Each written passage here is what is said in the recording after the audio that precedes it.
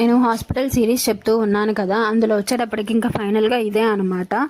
అక్కడ మొత్తానికైతే పిల్లల పడిన స్ట్రగుల్ గురించి చెప్పాను. అదే పేరెంట్స్గా అక్కడ ఉన్న అటెండర్స్గా మేము కూడా చాలా స్ట్రగుల్స్ ఫేస్ చేసాం అన్నాను కదా.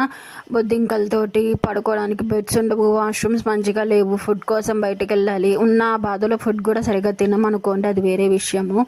కానీ మొత్తానికి అక్కడ ఏంటంటే డెలివరీ అయిన తర్వాత బాలింతలు కావచ్చు, అప్పుడే పుట్టిన చిన్న పిల్లలు ఎట్లాంటి ప్లేస్లో అయితే ఉండకూడదో అది అట్లాంటి ప్లేసే.